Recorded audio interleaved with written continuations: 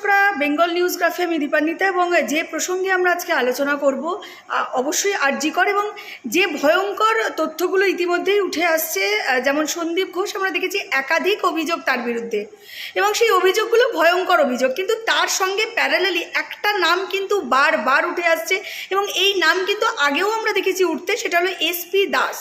এবং কে সেই এসপি দাস এবং তার এতটাই নাকি প্রভাব, সেই প্রভাব নাকি অনেকটাই মুখ্যমন্ত্রী থেকেও বেশি, এই অভিযোগ উঠছে এবং এই কিছু এমন তথ্য সামনে আসছে যেখান থেকে দাঁড়িয়ে এই এসপি দাস নিয়েও কিন্তু প্রচুর জল্পনা শুরু। আমরা কথা বলবো, আমাদের সঙ্গে আজকে আছেন বিজেপির মিডিয়া প্যানেলিস্ট অভিষেক মান্না। অভিষেকবাবু নমস্কার আপনাকে। অভিষেকবাবু, একদম নির্দিষ্টভাবে আমার একটা প্রশ্ন, সেটা হচ্ছে এই এসপি দাস কে?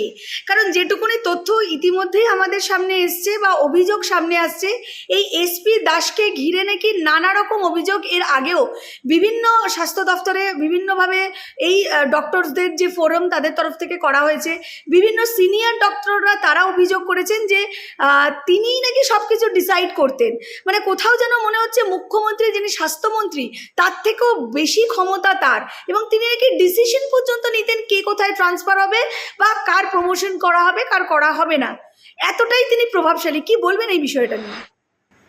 দেখুন, জ্বরে মানুষ মারা গেলে বলা হয় অজানা জ্বরে মানুষ মরেছে।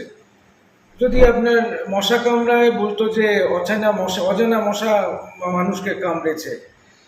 এবারে মানুষ তো নর্মালি বলেই থাকে না চুরি করেছে অজানা মুখ্যমন্ত্রী, সেভাবে একটা অজানা এসপি দাস কোথা থেকে চলে এসেছে, যত দোষ তার এবং নন্দ ঘোষের জায়গায় সন্দীপ ঘোষের। অ্যাকচুয়াল ব্যাপারটা কি জানেন তো, আজকে আপনি যদি বাসে চড়েন দেখবেন যে বোর্ডে লেখা আছে 7 টাকা করে মিনিমাম টিকিট নিচ্ছে 10 টাকা, এবং কেউ কোনো অবজেকশন করছে না। প্রশ্নটা সিট দ্বারা নিয়ে যে কাজটা ঘটাচ্ছে, যেভাবে ঘটাচ্ছে, সে সামনে ফেস করতে পারছে না, তাই জন্য শিখুন্ডি খারাপ করে দিচ্ছে যে দোষীকে দিয়ে দাও। আমি কি করবো, আমি তো প্রশাসন চালাই, আমার কোনো দোষ নেই, অমুকের দোষ, অমুকের দোষ, অমুকের দোষ। খুব বিচ্ছিরি ব্যাপার। সিট দ্বারাটা আগে আনুক, তারপরে সরকার চালায়।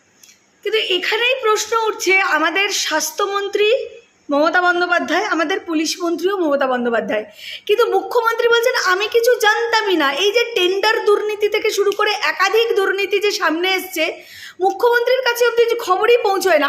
উনি সবার মুখ্যমন্ত্রী, আমরা যদি ধরে নিই ওনার কথার উপরেই ভিত্তি করে যে হ্যাঁ উনি জানতেন না, তাহলে কোথাও এটা তার ডিপার্টমেন্টের ফেলিওর নয় যে স্বাস্থ্যমন্ত্রীর কাছে এত বড় একটা দুর্নীতি, এত র্যাকেট, তার কোনো রকম কোনো ইনফরমেশন তার কাছে পৌঁছচ্ছে না? কি বলবেন? একদিকে যেই মেয়েটি মারা গেল, ধর্ষিতা হয়ে মারা গেল, তার যে পোস্টমর্টেম প্রসিজার সেটা প্রোটোকল মেনে হয়নি। তাকে যে পুড়িয়ে দেওয়া হয়েছে সেটা প্রোটোকল মেনে হয়নি। এবার এটা কোন ডিপার্টমেন্টের আন্ডারে আসছে? Police department. অন্যদিকে যেখানে এই ইনসিডেন্টটা ঘটেছে সেই ইনসিডেন্টের এরিয়াটাকে টোটাল ট্যাম্পার করা হয়েছে, এবং এটা এমনি এমনি তো হয় না, এটা করে স্বাস্থ্য দফতর। এবং এখানে শুধু আরজিকর মেডিকেল কলেজ নয়, আপনার বিকাশ ভবনের যারা উচ্চ আধিকারিক তাদের সঙ্গে আরজিকরের প্রিন্সিপাল বসে সিদ্ধান্ত নিয়ে এই ঘটনাটা ঘটার ইমিডিয়েট পরে হয়েছে। এবারে আমরা যেটা জানি যে ইন্টার ডিপার্টমেন্টাল ব্যাপার হলে ব্যাপারটা কিন্তু ছোটখাটো জায়গায় থাকে না, অনেক বড় জায়গায় হয়ে যায়। বিশেষ করে এই হেন ক্ষেত্রে তো আপনার ডিপার্টমেন্টাল ইনকোয়ারি হতেই পারত। সবকিছু জানার পরে এই মুখ্যমন্ত্রী মমতা বন্দ্যোপাধ্যায় বা পুলিশ মন্ত্রী বলুন বা আপনার স্বাস্থ্যমন্ত্রী বলুন, উনি একটা প্ল্যাকার্ড নিয়ে বাইরে বেরোচ্ছেন যে উই ওয়ান্ট জাস্টিস। কার থেকে কে জাস্টিস চাইছে? মানে স্বাস্থ্যমন্ত্রীর থেকে পুলিশ মন্ত্রী জাস্টিস চাইছে, নাকি উল্টোটা চাইছে, নাকি এই স্বাস্থ্য এবং পুলিশ মন্ত্রী আপনার মুখ্যমন্ত্রীর থেকে জাস্টিস চাইছে? এই ব্যাপারটা নিয়ে ধোঁয়াশা। এবং সবচেয়ে বড় এবং ভয়ঙ্কর জিনিস যেটা, একটু ভাবুন, যতদিন ওনার এই জাস্টিস জাস্টিস নাটক খেলতে ভালো লেগেছে উনি নাটক করেছেন, তারপরে হঠাৎ উনি বললেন যে ওইসব আর ভালো লাগছে, এবার উৎসবে ফিরুন। মানে এর মানেটা কি? উৎসবে ফিরুন মানে এটা কি করে ন্যাড়া পোড়া হয়েছে নাকি?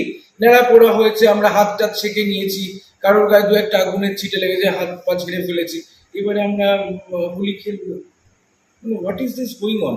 এটা খুব ভয়ঙ্কর একটা ব্যাপার যেটা মুখ্যমন্ত্রী আমাদের সামনে এনেছে। কিন্তু জুনিয়র ডাক্তার যে দাবি, 5 দফা দাবি, ইতিমধ্যে 2 দফা দাবি মানা হয়েছে। তার কারণ বিনীত গোয়েলকে সরিয়ে দেওয়া হয়েছে, নর্থ ডিসি যিনি ছিলেন অভিষেক গুপ্তা তাকেও সরিয়ে দেওয়া হয়েছে এবং স্বাস্থ্য দফতরেও রদবদল করা হয়েছে, সেখানে সরিয়ে দেওয়া হয়েছে। কিন্তু যেটা সবথেকে প্রাথমিক যে দাবি সেটা হচ্ছে সিকিউরিটি এবং পুরো সিস্টেমটা কারাপশন।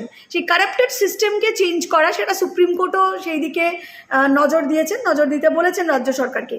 বিষয়টা হচ্ছে সেই দাবিগুলো নিয়ে কতটা রাজ্য সরকার তৎপর এবং কতটা সেই বিষয়গুলোকে সেন্সিটিভলি হ্যান্ডেল করতে হবে, এই বিষয়টা নিয়ে কতটা এগোচ্ছে, সেই নিয়ে ডাক্তারদের মনে দ্বন্দ্ব এবং আন্দোলন চলবে। তারা কিন্তু আন্দোলন প্রত্যাহার করছে না, ইতিমধ্যেই জানিয়েছে। কিভাবে দেখছেন? যদি একটু মহাভারতে যাই, মহাভারতে আমার মতে সবচেয়ে ভয়ঙ্কর দৃশ্য হচ্ছে দ্রৌপদীর বস্ত্রহরণ। কারণ সেখানে একটা ভরা সভায় একটা নারী আর্তনাদ করছে এবং হিংস্র পুরুষ বলবো না, অমানুষের দল তার বস্ত্র টেনে খোলার চেষ্টা করছে। এবার একটু ভাবুন, এটা তো ভয়ঙ্কর দৃশ্যটা আরো ভয়ঙ্কর হয়ে যেত যদি না দুর্যোধন দুঃশাসনকে অর্ডার দিত যে ভাই দ্রৌপদীর বস্ত্র খোলো, অন্যদিকে আবার বলতো we want justice for Draupadi. মানে একদিকে তুমি বস্ত্রহরণ করছো, সঙ্গে সঙ্গে তুমি বলছো উই ওয়ান্ট জাস্টিস, আমার দ্রৌপদীর জন্য মন কাঁদছে। মানে টোটালটাকে শুধু যে মানে সে মানে করাচ্ছে তা নয়, সেটাকে উপভোগ করছে, ওটাকে নিয়ে মজা করছে। ঠিক একই জিনিস আজকে আমরা মার্কেটে দেখতে পাচ্ছি যে মমতা ব্যানার্জি পুরো মিনিস্ট্রিটা আর কি, মানে উনি যেই দফতরগুলো চালাচ্ছেন সেই দফতরের লোকেরা সমস্ত খারাপ কাজ করেছেন, প্রোটোকল ভেঙে খুন ধর্ষণ করেছেন এবং মদত করেছেন। একজন না, টোটাল তন্ত্রটাই কাজটা করতে লেগে পড়ে এবং দেখানোর চেষ্টা করছে যে এটা তো কোনো খুন টুন নয়, এটা একটা আত্মহত্যা ছিল। তারপরে সেই মুখ্যমন্ত্রী মমতা বন্দ্যোপাধ্যায় কোনো রকমের ডিপার্টমেন্টাল ইনকোয়ারি না করে রাস্তা নেমে বলছে যে উই ওয়ান্ট জাস্টিস। তারপরে আবার বলছে যে উৎসবে নেমে পড়ো, উৎসবে ফিরুন। মানে তুমি মজা নিচ্ছ নাকি? এবং এই ঘটনা যে একটা এক্সেপশনাল ঘটনা তা নয়, উনি এবং ওনার দলের লোকেরা বারবার করে বলেছেন যে ধর্ষণ হলে ওটা তো ছোটখাটো ঘটনা, বাচ্চা ছেলেরা ঘটাতেই পারে, শরীর থাকলে যেরকম ব্যায়ামও হয় ঠিক একইভাবে ধর্ষণও হতে পারে। গ্রাহকের এবং ক্রেতা বিক্রেতার ঝগড়া, এগুলো তো ওদের দলের লোকেরা বলছে। এই লোকগুলো যদি আপনার ক্ষমতায় থাকে তাহলে এর থেকে ভালো আপনি কি রেজাল্ট আশা করেন? এটা যতদিন না আপনার নিপাত যাচ্ছে, আপনার মনে হয় যে যদি এই ঘটনাটার একটা নিষ্পত্তি হয়ে যায়, পরবর্তী কেউ এই টোটাল শাসনতন্ত্রের শিকার হবে না। আমি একদম স্পষ্ট ভাষায় বলতে চাই, ये जो दहशत गर्दी है इसके पीछे वर्दी है। The entire system of Trinamool government is responsible for every single thing. এই হচ্ছে ব্যাপার। বিষয়টা হচ্ছে যে এই যে সন্দীপ ঘোষ, সেই সন্দীপ ঘোষের নামে তো অনেক অভিযোগ সামনে এসছে এবং সিবিআই এর কাছেও প্রচুর ইনফরমেশন এই মুহূর্তে অবধি এসছে। সব থেকে যেটা মানে কি বলবো গুরুত্বপূর্ণই বিষয় বলি, তার কারণ যে ঘটনাটা সামনে এসছে এটা সত্যি একটা ভয়ঙ্কর। মানে তিনি কি মানে রূপান্তরকামীদের সাথে সম্পর্ক তৈরি করতেন এবং ইতিমধ্যেই যেগুলো সামনে আসছে তাকে রীতিমতন হিংস্রতা, কামড়ানো, ক্ষেত্রানো, মানে একটা ভয়ঙ্কর নৃশংসতার জায়গায় তিনি পৌঁছে যেতেন। এবং এই যে অ্যারেস্ট হয়েছিল, যে প্রথম দিন অ্যারেস্ট করেছিল রাজ্য সরকারের পুলিশ যে সিভিককে, তার সাথেও একটা সম্পর্কের কথা সামনে আসছে। কি বলে মানে এই সন্দীপ ঘোষকে নিয়ে মানে চর্চা করতে গেলে তো মানে একটা নৃশংসতার একটা বর্বরচিত একটা পরিস্থিতিতে যে দাঁড়িয়েছে। কি বলবেন? হিন্দি সিনেমায় যেরকম আইটেম নাম্বার আসে না, সেভাবে এই জিনিসগুলোকে ঢোকানো হচ্ছে মূল সিনেমার থেকে চোখ ঘোরানোর জন্য, মূল গল্পের থেকে। সন্দীপ ঘোষ যদি রূপান্তরকামীদের ওপরে কোনো অত্যাচার করে এবং সেটা নিয়ে যদি কোনো কথা ওঠে, মানে অভিযোগ ওঠে, সেটা নিয়ে অবশ্যই ইনকোয়ারি হওয়া উচিত এবং শাস্তি দেওয়া উচিত। যে সিভিক ভলেন্টিয়ার, কি যেন রায় ছেলেটির নাম, সঞ্জয়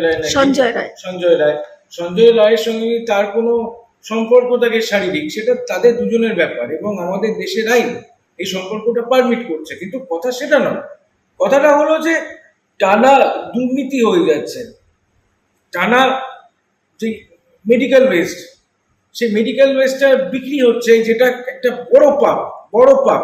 আপনার ওষুধপত্র চুরি হচ্ছে, আপনার বিল্ডিং কনস্ট্রাকশনে 2 নম্বরই হচ্ছে, আপনার মৃতদেহ নিয়ে ছেলে খেলা হচ্ছে। বলা হচ্ছে যে আপনার মধুচক্রের একটা আসর ওখানে বসানো হয়। সেগুলো গুরুত্বপূর্ণ নাকি কার কি পার্সোনাল টেস্ট সেটা গুরুত্বপূর্ণ? মানে যদি সঞ্জয় রায় এবং সন্দীপ ঘোষের মধ্যে কোনো আপনার শারীরিক সম্পর্ক হয়ে থাকে এবং দুজনে যদি কনসেনসুয়াল হয়, আমার কি বলার আছে? করলে করবে, করলে করবে, এটা কোনো কথা না। কথাটা হলো যে এরা খারাপ লোক কি না, এবং এদের কি কি কুকীর্তি আছে, এবং এদের কুকীর্তির জন্য মানুষটা যে বলি হলো তার কি রেজাল্ট হতে পারে, তার জন্য কি দৃষ্টান্ত এই দেশের সরকার স্থাপন করতে পারে, এগুলো গুরুত্বপূর্ণ। এগুলো এসব আইটেম নাম্বার নিয়ে আমি কোনো জবাব দেবো না। তো অভিষেক বাবু, এই যে রোগী কল্যাণ সমিতির যিনি মাথায় বসে আছেন, তার বিরুদ্ধেও তো প্রচুর অভিযোগ। ইতিমধ্যেই তার শিথির মোড়ের হসপিটাল এবং তার বাড়িতেও লাগাতার ইনভেস্টিগেশন চলছে, রেড চলছে, সেখানে ইডি সিবিআই। কি বলবেন, মানে সেখানেও কিন্তু ভয়ঙ্কর দুর্নীতির অভিযোগ। মানে ওনাকে কিন্তু সেই 9 তারিখে আরজি করে দেখাও গেছে সন্দীপ ঘনিষ্ঠ। কি বলবেন? দেখুন না, এই যে একজন প্রাথমিক স্কুলের শিক্ষক তৃণমূল করে ছাদে হেলিপ্যাড, আর বাড়ির নিচে দেখছি যে মাইল ফলকগুলো লাগানো হয় সরকারি, বাড়ির নিচে সেটা ঢোকানো মানে লাগানো আছে। এগুলো তৃণমূলের একটা স্বাভাবিক যে আমি যখন কাটমানি নেব আমি কিচ্ছু ছাড়বো না। মানে একটা যদি কোনো পশুকে আমি হত্যা করি, তার মানে লেজের এক একটা পশু আমি নিয়ে বাড়িতে রাখবো, ওগুলো আমি সাজিয়ে রাখবো। তো এইগুলো সব এগুলো তৃণমূলের স্বাভাবিক বৃত্তি। মানে ওই 37 কিন্তু অভিষেক বাবু, এটা কিন্তু ভয়ঙ্কর অভিযোগ যে সরকারি মানে যে কি বলবো মেশিন, যেগুলো সরকারের, হ্যাঁ একদমই, যেগুলো টেন্ডার থেকে পাস হয়ে এসে সরকারি হাসপাতালের জন্য যেসব ওষুধ, যেসব টেন্ডার নেবে, সেগুলো পর্যন্ত তিনি সেখানে না দিয়ে তার প্রাইভেট হাসপাতালে নিয়ে আসার অভিযোগ। মানে এটা তো একটা ভয়ঙ্কর বিষয়। মানে এত কিছু ঘটছে, স্বাস্থ্যমন্ত্রী কিছু জানে না, তার কাছে কোনো ইনফরমেশন নেই। এটা কি কোনোদিন সম্ভব? আপনি একজন মানে সচেতন নাগরিক হিসেবে সাধারণ বুদ্ধি দিয়ে কি বলে, সেটা কোনোদিন সম্ভব কি? তার জন্যই তো মুখ্যমন্ত্রীর বা স্বাস্থ্যমন্ত্রীর আমরা অপসারণ চাইছি। আমরা তো শুধু শুধু চাইছি না, খালি আমি একটা জিনিসই নোট করাতে চাই, এটাই ওদের নর্মাল টেন্ডেন্সি, নর্মাল ট্রেন্ড। এরা এটা করে আসছে এবং এগুলো জেনে শুনেই করে আসছে, নাহলে দলটা চলবে না। আপনি বলুন না তৃণমূলের আইডিওলজি কি আছে, যে আমরা ইন নেক্সট 5 ইয়ার্স এটা অ্যাচিভ করবো। কি করেছে গত 13-14 বছরে, কি করেছে? সে তো অনেক প্রকল্প করেছে, লক্ষ্মীর ভান্ডার, মানে সুপার ডুপার প্রকল্প, প্রত্যেকটা মানুষ নিচ্ছে, রূপশ্রী, যুবশ্রী, কন্যাশ্রী, সবুজ সাথী, সাইকেল, স্বাস্থ্যসাথী, মানে একাধিক প্রকল্প, উন্নয়নের ঝড় বয়ে গেছে। তা এবার এই লক্ষ্মীশ্রী, এই শ্রী, সেই শ্রী দিয়ে লোকের চাকরি বেড়েছে, নিজে মানে স্বরোজগার হয়েছে। আচ্ছা বাদ দিন, অতটাও যাব না। সামান্য নার্সিং ট্রেনিং নিতে বাংলার মেয়েরা উড়িষ্যায় যায়, এখান থেকে নার্স বেরোচ্ছে না। আপনি জানেন বাইরে নার্সের কত চাহিদা? ক্যানাডায় 5000 নার্স দরকার ছিল, বাংলা থেকে কটা গেছে? কিছু জানি। মিনিমাম একটা এডুকেশন নিতে গেলে আপনাকে বাইরে যেতে হচ্ছে বাংলার মানুষকে। তাহলে এরকম এই শ্রী ওই শ্রী দিয়ে লাভ কি? লাভটা আমি বলে দিচ্ছি আপনাকে। আপনার ছাত্র সংসদে নির্বাচন হয় না, একই লোক বহাল থাকে, সিলেক্টেড লোক বহাল থাকে। তারা কি করে, তুই তো এখান থেকে যুবশ্রী থেকে বা অমুকশ্রী থেকে 25,000 টাকা পেয়েছিস, আমাকে এর মধ্যে থেকে 15,000 দিয়ে, তুই 20,000 দিয়ে, 5,000 তুই যা, আমি তোকে কলেজে ভর্তি নেব। এই তো চলছে।